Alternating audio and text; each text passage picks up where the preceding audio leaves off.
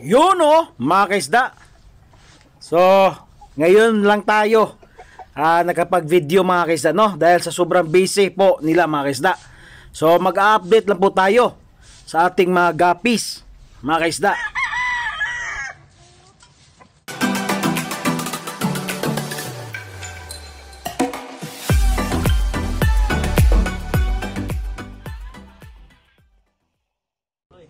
Good day mga kaisda. Good day sa ating lahat. So for today's video mga kaisda ay mag-a-update lang po tayo ngayon, no? Harvesting sa ating mga fries, no mga kaisda. So bago ang lahat ay magsha-shoutout muna tayo sa ating mga bagong kaibigan. Shout out to Binasdang Idol. Shout out sa iyo.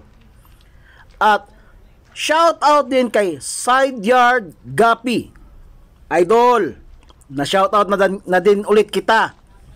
At shoutout kay Papa A Travel with Pauline. Shoutout po. At shoutout kay si Nizo San Jose Quimado. At shoutout din kay Sith Andre Banyaria. At shoutout din kay Renz. Shoutout din kay Nels Hobby. At shoutout din kay Gisa Murti. At last, shoutout kay Romel Coro. So, back to topic na tayo mga kaisda. Ito yung ating roast tail, no? Magandang klase po yan. At nakakatuwa dahil dumadami na po sila at marami na tayong jubi mga kaisda. At ito naman ang as usual, yung ating AFR. Medyo maraming fry, mga kaisda. Ang dami pong fry dyan. Hindi nyo lang masyadong nakikita. Pero andyan po, merong paunti-unti na lumalabas. Pero marami na po sila dyan, mga kaisda, no? So, padadabihin natin yung mura nating AFR, mga kaisda. Yan ang pinakauna nating strain, no? Mga kaisda, na nabili natin. So siguro by pag-uwi ko ay may lilipat natin yan sila sa mga bagong lang lagayan or bagong trapal, no? Kasi sobra na po, isang taon na yung trapal na yan. So makikita nyo yung kuko ng aking anak. Pasensya na po kayo dahil nagpapa nail extension po yan. Kasi bukas ay gagraduate po yan sa grade 12 mga kaisda. Kaya hapon na po yan kinuha yung ating video mga kaisda, no? Dahil nagre-ready na siya para kinabukasan dahil maaga pa sila aalis bukas sa tribute to parents at baccalaureate mga kaisda, no? Kaya pasensya nyo na ha. Baka sabihin ninyo ang arte naman, no? Dahil ang ganda ng kuko. So ito naman mga kaisda, ito ay napakasayang kong isda, yung ABT ko. So nakikita nyo, kunti lang yung tubig. Meron po yung butas, kunting butas sa gilid, no? So ang plano ko niyan, sinabi ko na yan sa asawa ko, nabibili kami ng bagong trapal. So siguro pag-uwi ko niyan, pag-uwi na naman, diba? So 9 months na lang mga kaisda, no? Siguro pag-uwi ko, papalitan ko yan lahat ng mga cellophane, no? Yung pang-cover, book cover, hindi na yung trapal dahil isang taon lang mahigit, wala na. Wala na yung trapal, di ba? Nakikita nyo, sira na. So, for survival na lang po yan mga kaisda, no? Ito naman ang ating pea dirt mga kaisda. As usual, dumadami na sila at merong kaling, no? Hindi pula yung buntot sa iba. Pero okay lang yan. Ako nang bahala niyan. Marami po tayong gagawin yan. So, yung nagbabalak na bumili, na yung iba taga Luzon, yung iba taga Visayas, maraming taga Luzon na gustong bumili ng aking guppies, mga kaisda, no? Sa totoo lang, hintayin nyo ako pag-uwi ko. Uunahin natin yang gawin yung permit para makapagsimula tayong mag-cater sa inyo, mga kaisda. Napakamura lang po ating isda. Kaya huwag kayong mag-alala pag uwi ko. Meron pa din akong bibigyan bagong tagahanga natin, yung taga Iloilo ata yun, si Seth, bibigyan ko yun ng gapis mga kaisa, no? So na idol, hintayin mo lang pag uwi ko, bibigyan kita, no? Madami. Kung gusto mo ng chops, bibigyan kita yung mix, no? Dahil panimula. At pangpit mo na din, no? Ito naman ang ating metal black lace mga kaisda. As usual, dumadami na po, masyado na pong dumadami yung ating metal black lace, sa totoo lang mga kaisda. At andyan pa rin yung cal natin na mail, so hindi nawawala, ano? Pero pag uwi natin, alam na natin yung gagawin natin, no? Basta mga ka-idol, mga kaisda, ang dami kong gagawin dyan. Ang dami kong ililipat. Marami tayong gagawin na pagandahin natin yung ating maliit na backyard mga kaisda, no? So,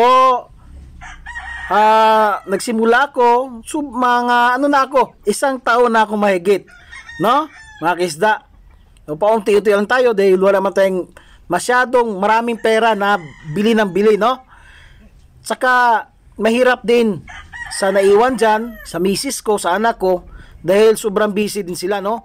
Kaya nakikita nyo naman, yung isda ko parang napabayaan na, pero yung pagpakain araw-araw, hindi yan na hindi yan nami-miss, no? Lagi yang napapakain, pero yung tubig hindi na siya masyadong napapalitan, no? Dahil yung father-in-law ko busy din mga kaisda. Kaya mali yung pagkadiskarte ko na isang buwan na lang bago ako nakapagdesisyon na mag-alaga ko ng isda. Kaso yung bunso kong anak gusto niyang mag-alaga ng isda. Kaya tinuloy-tuloy ko na, di ba? Mahilig din siya At saka ito naman mga kaisa, ito ating Silverado, no? At saka Boss Rindel, yung yellow mica reef mo, ang dami na. Yung trayo na binigay mo, ang dami na, Boss Rindel. Yan. So ito naman ang ating flamingo mga kaisda. As usual, hinahayaan ko lang yan kung merong manghingi. Ano na lang natin yan, pang freebies lang po natin yan, no? Dahil binigay sa akin, freebies lang din yan sa AFR ko, ibang freebies ko lang din yan mga kaisda, no? Bigayan na lang, no? Sa totoo lang, napakamura po ang gapis. At saka hindi lang gapis, mga ibang klaseng isda, yung molly, yung blue tetrag, kahit na goldfish, mura po dito sa Bukidnon mga kaisda. Magandang klase na, hindi ka magsisisi. Magandang klase, mura na, basta pag nakapunta kayo ng Bukidnon. Ito po ang ating HBB, 2 digit lang po ang binta ko niyan. Dati is 70, ngayon is 50. HBB yan, half black blue. Ang gandang klase po yan mga kaisda, no? Hindi ko lang siya masyadong na-feature, no? So nung nagsimula ako, lagi ko yang fini-feature yung HBB na yan, no? Pero ngayon, yung strain natin is nasa 16 or 17 strain na ako ngayon mga kaisda. So ano na lang siya, no? Kumbaga ano na lang, kung maipakita or hindi, okay lang, no? Parang nagiging reject yung ating HBB, no? Mga kaisda. So ito naman ang ating yellow pingo mga kaisda. Magandang klase po yan. So nabili natin ng 100 kada trayo at hindi tayo magsisisi dahil napakarami na po nila mga kaisda. Pero ngayon ang bintahan ngayon is 75 per trayo. 'Di ba? Napakamura. Ewan ko lang sa lugar ninyo kung magkano po ang trayo ng ating yellow pingo. Magandang klase po yan mga kaisda. So ito naman ang ating, yung sabi ko sa inyo, yung fry harvesting. So ito po yung fry ng full gold mga kaisda. At bago lang po na nagkuha na naman yung bunso ko doon sa breeding na full gold at nilagay dito. So yan po pang tatlong tatlong female po yan mga kaisda. At meron pa ding natira doon sa trapan mga kaisda na mga fry, hindi nakuha lahat. So hintayin natin yon kung ano ang resulta nun, no? Dahil yung ibang female is may kulay itim. Kaya siguro mas maganda siguro yan, no, ang kinalabasan. Ito naman ang ating Metal Waikisi mga kaisda. As usual, ganun pa rin yung tubig, hindi na papalitan, no? Siguro mga ano na to ang tubig nito, mga 3 buwan na yata mga kaisda, kung hindi ako nagkakamali. Hindi na napalitan. Dagdag lang ng dagdag ng tubig. Pag bumaba na, dinadagdagan, no?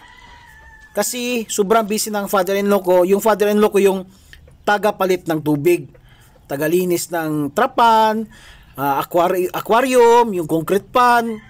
Pero ngayon, busy po yung father-in-law ko, no?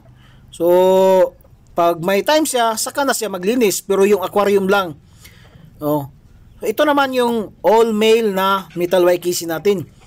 Kumbaga, tinatawag natin grooming, di ba? Ang ganda po yan. Ang ganda po niyan, mga kaisda. Tingnan nyo po yung buntot. Sobrang ganda niyan. Tingnan mo, di ba? Sobrang ganda niyan.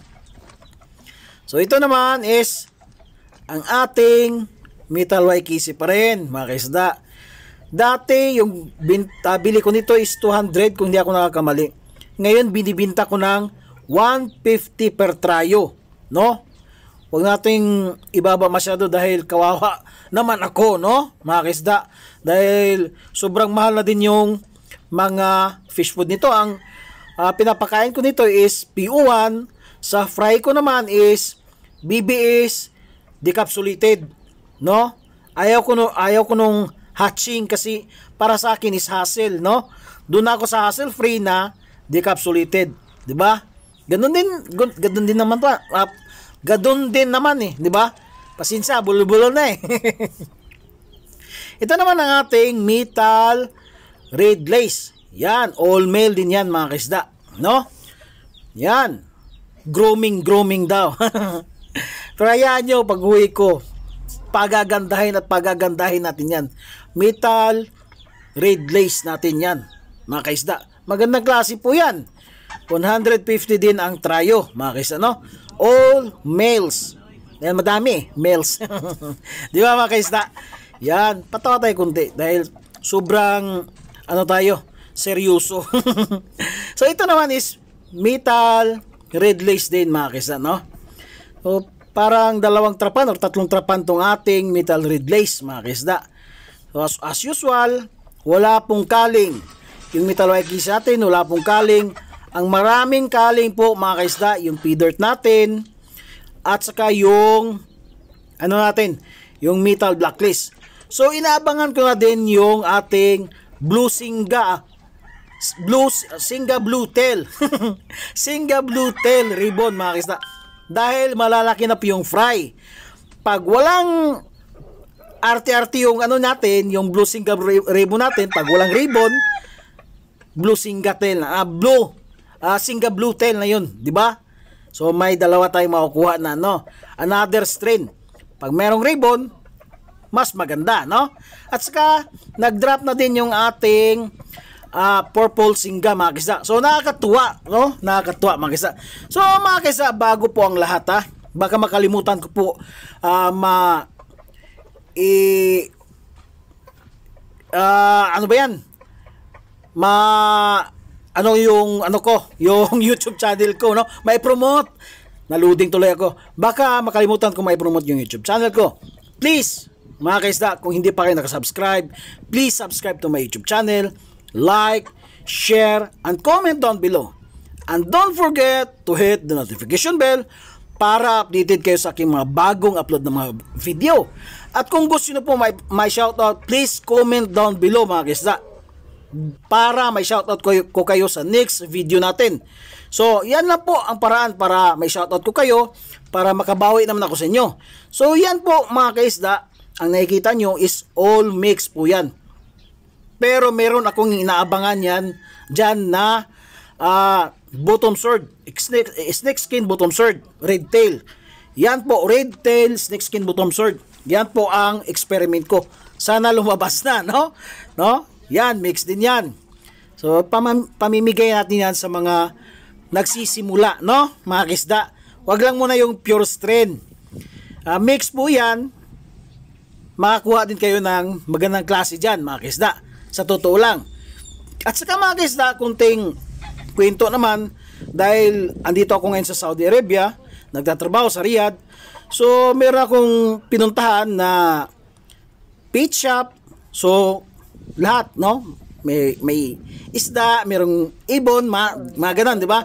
So pumunta tayo sa mga isdaan nila, no. So makikita nyo yan sa kauli-uliang clips.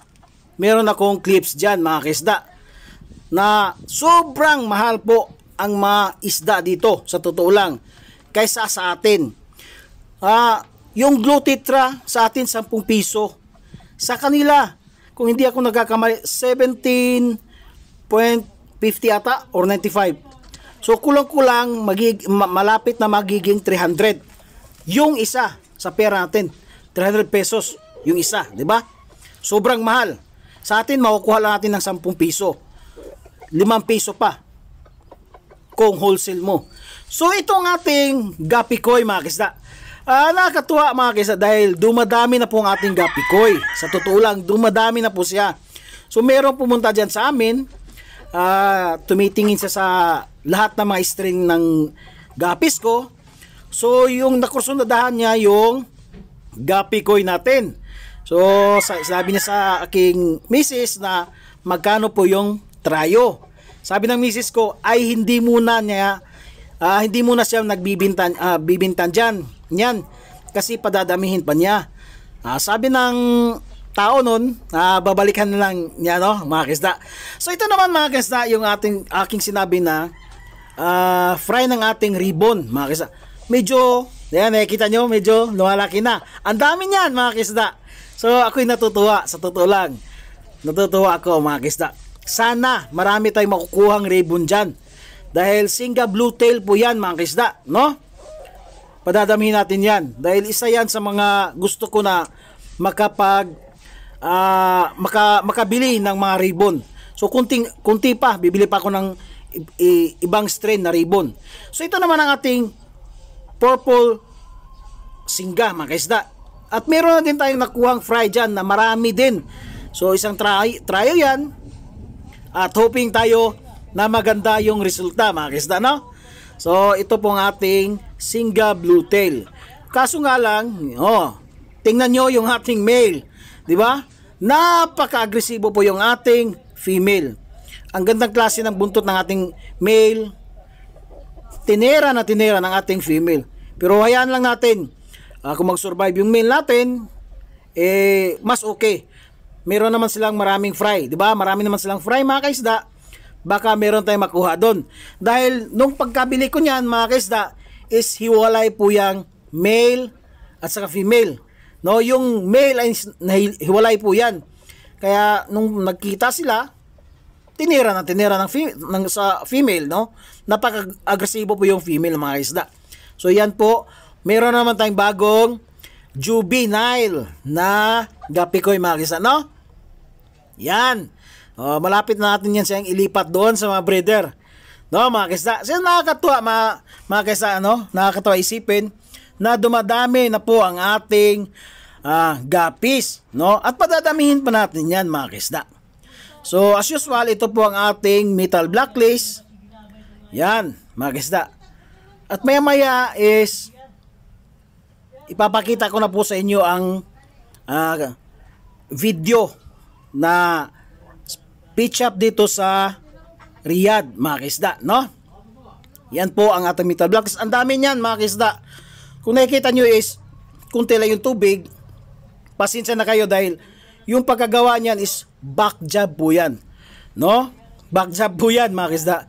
So uulitin yan, no? Naghanap tayo ng mapaglagyan yan dahil uulitin yan mga kaisda. Ito ay metal red lace mga kaisda, no? Yan. At siguro pag ma-okay na yan, mas maganda marami yung tubig, no? So ito na mga kaisda, no? Papakita ko na po sa inyo at ako'y magbababay na din sa inyo maya, no? Grabe, so ito na. Kaisda, nakakalula yung presyo ng Glow Tetra. Tingnan nyo. 17.25 real. Ano na to? Sobra 200 ang isa. Samantala sa atin, 10 pesos lang yung isa. Grabe. Lalo na to. Oh. Diba? Ang ganda. Pero tingnan yung presyo. Juby pa yan. 28.75. So, ito, medyo malaki na. Times 2 din ang presyo. Ang isa ha, sobrang mahal.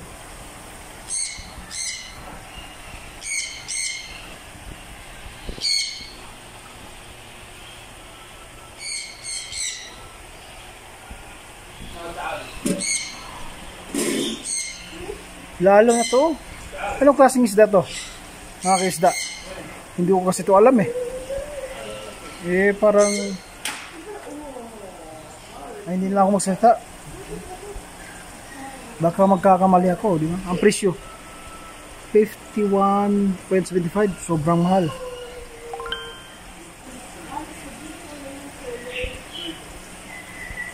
Grabe. Lalo na to. Ang isa ha, 46. Kulang-kulang 600 pesos sa pera natin. Yeah. Sobrang mahal. No? Lalo na to. Oh.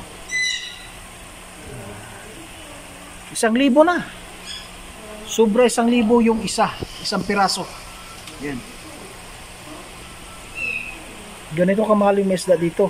Pero sa pera nila sa pera nila mura lang. Sa atin napakamahal na. Ang ganda ng ano, kakalagay ng ano, plants, di ba? Ang linis. Ang presyo, tingnan nyo, sobrang mahal. Ito naman, ang presyo niya 74 din, di ba? Nakakalula yung presyo dito, mga kaisda. So ito lang ang may bibigay ko sa inyo. Ito ang gurami, di ba? Gurami yan. Yung isa. Ito namang isa is muli. Ito yung presyo niya. 23. So 10 times 15 is 150, 300.